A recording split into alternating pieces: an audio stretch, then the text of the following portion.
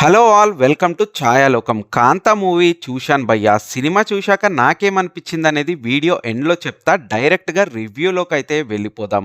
ముందుగా సినిమా కథ విషయానికి వస్తే, మహదేవ్ అనే నటుడికి తనకి సినీ జీవితాన్ని అందించిన తన గురువైన దర్శకుడికి మధ్య చిన్న అభిప్రాయ భేదం రావడంతో వాళ్ళు చేస్తున్న శాంత అనే సినిమా అర్ధాంతరంగా ఆగిపోతుంది. ఇక కొన్ని సంవత్సరాల తర్వాత ఆ సినిమాని మళ్ళీ ప్రారంభించాల్సి వస్తుంది.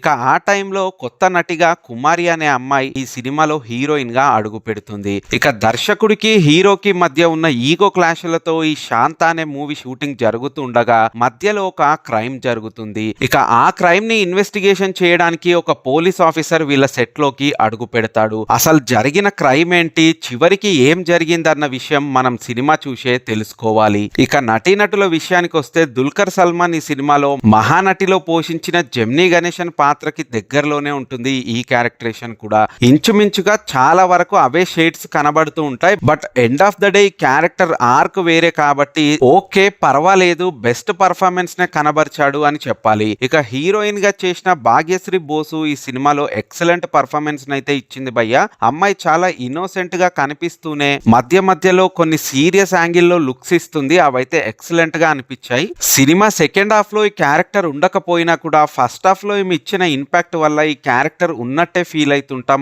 ఆడియన్స్ అందరం. ఇక సముద్రకని గారు యాజ్ ఎ డైరెక్టర్ గా చేసిన క్యారెక్టర్ అయితే చాలా బ్రిలియంట్ గా అనిపించింది భయ్య. టు బి ఫ్యాక్ట్ ఇలాంటి క్యారెక్టర్స్ ఈయనకేమి కొత్త కాదు. ఈయన కూడా ఇలాంటి క్యారెక్టర్స్ ని చాలా సార్లు పోషించినట్టే అనిపిస్తుంది. కాకపోతే ఈ సినిమాలో కొంచెం ఫ్రెష్ గా ఉండడానికి అయితే చాలా ట్రై చేశారు. ఇక మన రానా అన్న అయితే పవర్ఫుల్ పోలీస్ ఆఫీసర్ క్యారెక్టర్ లో ఇరగదీసేశాడు భయ్య. ఈయన ఎంటర్ అవ్వగానే సినిమాకి మంచి హై వస్తుంది అండ్ ఈయన కాన్వర్జేషన్స్ కూడా చాలా హై ఇస్తూ ఉంటాయి. నిజానికి సినిమాలో ఎంటర్టైన్మెంట్ అంటూ ఏమీ ఉండదు. అంతో ఇంతో రానా అన్న మాట్లాడిన కొన్ని డైలాగ్స్ తోనే కాస్త ఎంటర్టైన్ అవుతాం. ఇక మిగతా యాక్టర్స్ ఎవ్వరు కూడా మనకు పెద్దగా తెలిసిన వాళ్ళు కాదు. కాకపోతే ఎవరి క్యారెక్టర్స్ లో వాళ్ళు బెటర్ గానే పర్ఫామ్ చేశారు. ఇక సినిమాలోని టెక్నికాలిటీ విషయానికి వస్తే, సినిమాటోగ్రఫీ అయితే టూ గుడ్ భయ్య. ఆ వింటేజ్ టోన్ ని చూపించడానికి సినిమాటోగ్రఫీ అయితే చాలా హెల్ప్ అయిందనే చెప్పాలి. సినిమా మధ్య మధ్యలో మోనోక్రోమ్ మూడ్ లో కూడా కనిపిస్తూ ఉంటుంది. అంటే బ్లాక్ అండ్ వైట్ సినిమా లాగా అనమాట. చాలా శాతం సినిమా అలాగే ఉంటుంది కూడా. బట్ అయినా కూడా మనం అంతగా ఇసుక్కోకుండా అయితే బాగానే మేనేజ్ చేశారు. ఇక బ్యాక్గ్రౌండ్ మ్యూజిక్ గానీ సాంగ్స్ గానీ ఆ వింటేజ్ టోన్ లోనే ఉంటాయి. ఎస్పెషల్ గా ఒకటి రెండు సాంగ్స్ అయితే పర్వాలేదు అనిపించింది. సినిమా ఫ్లో లో ఉన్నప్పుడు బాగానే అనిపిస్తుంది. ఇక సినిమా ఎడిటింగ్ కూడా టూ గుడ్ బాగానే అనిపించింది.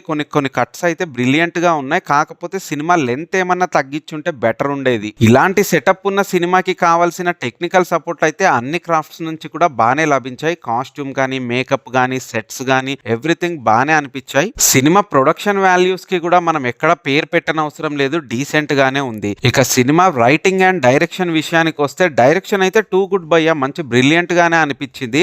రైటింగ్ కూడా పర్వాలేదు, మేజర్ పోర్షన్స్ లో ఎక్సలెంట్ గానే ఉంది. కాకపోతే ఆడియన్స్ ని కొంచెం కూడా మైండ్ లో పెట్టుకొని అయితే రాయలేదు అనిపిస్తుంది. చాలా సీన్స్ చూస్తుంటే అసలు ఎంత లాగ్ గా అనిపిస్తుంది అంటే డ్రామా ఏ మాత్రం కూడా హుక్కింగ్ గా అనిపించదు. సినిమా రైటింగే చాలా వరకు డిసప్పాయింట్ అని చెప్పాలి భయ్య. ఎందుకంటే సినిమాలో ఉండే ఏ క్యారెక్టర్ కూడా న్యాచురల్ గా అనిపించదు. టూ ఆర్టిఫిషియల్ ఉంటాయి క్యారెక్టర్స్ అన్ని కూడా. అరే నిజంగా ఆ రోజుల్లో ఇలా ప్రవర్తించే వాళ్ళ అన్న డౌట్ వస్తుంది. ఏ మాత్రం కూడా ఎక్స్పెక్ట్ చేయకుండా క్యారెక్టర్లు ఎటంటే అటు ఫ్లిప్ అయిపోతూ ఉంటాయి. అది మాత్రం చాలా డిస్టర్బెన్సింగ్ గా అనిపించింది భయ్య సినిమాలో. ఇక సినిమా ఫస్ట్ హాఫ్ అంతా కూడా ఒక కాన్ఫ్లిక్ట్ మీద రన్ అవుతూ ఉంటుంది. ఇంటర్వెల్ కి ఏమో ఫ్లాట్ మారుతుంది. బట్ ఏ కాన్ఫ్లిక్ట్ పైన కూడా స్ట్రాంగ్ ఎమోషన్ అయితే ఉండదు. ఇక ఆ క్రైమ్ ని ఇన్వెస్టిగేషన్ చేస్తున్న పార్ట్ అయితే చాలా సిల్లీగా అనిపించింది భయ్య నాకు. ఇక క్లైమాక్స్ లో రివీల్ అయ్యే సస్పెన్స్ కూడా అంత ఇంట్రెస్టింగ్ గా ఏం అనిపించవు. అమ్మ సినిమా అయిపోతుందిగా, ఇంటికైతే వెళ్ళిపోవచ్చు అన్న ఫీలింగ్ అయితే వస్తుంది. ఇక ఓవరాల్ గా కాంతా సినిమా గురించి ఒక్క మాటలో చెప్పాలంటే, పాతదనానికి కొత్తదనాన్ని జోడించి ఒక రోతలో ముంచే ప్రయత్నం అయితే చేశారని చెప్పాలి భయ్య.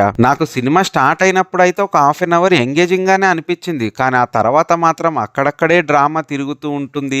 ఆ షూటింగ్ ని చూసి ఆడియన్స్ అయితే విసుగెత్తిపోతారు. సినిమా షూటింగ్ లో బేసిక్ గా ఒక సీన్ కోసం 4-5 టేకులు అయితే అవుతాయి. కానీ ఆ 4-5 టేకుల్ని కూడా ఈ సినిమాలో మెన్షన్ చేయడం అనవసరమైన టైం టేకింగ్ ప్రాసెస్ అనిపించింది భయ్య నాకైతే. ఇంకా సినిమా పర్సనల్ గా అయితే నాకు అస్సలు నచ్చలేదనే చెప్తాను. కానీ ఆడియన్స్ కి సజెస్ట్ చేసే విషయంలో మాత్రం ఇది ఒక యావరేజ్ సినిమా, ఒక కొత్త అటెంప్ట్ అని మాత్రం చెప్పగలుగుతాను. మీరు గనక ఈ సినిమా ట్రైలర్ ని చూసి ఈ సినిమా పైన ఏమన్నా ఇంట్రెస్ట్ ఉండి సినిమాకి వెళ్ళాలనుకుంటే మాత్రం వెళ్ళండి. మీరెలా ఫీల్ అవుతారో నేను చెప్పలేను కదా. ఇది భయ్య ఓవరాల్ గా కాంతా సినిమా పైన ముఖ్యంగా నా రివ్యూ. మీరు గనక ఈ సినిమాని చూసుంటే మీకేమనిపించిందో కామెంట్ బాక్స్ లో కామెంట్ చేసి చెప్పండి. ఇలాంటి మరిన్ని ఇంట్రెస్టింగ్ వీడియోస్ కోసం మన ఛానల్ ని సబ్స్క్రైబ్ చేసుకోవడం మాత్రం మర్చిపోవద్దు. Signing off.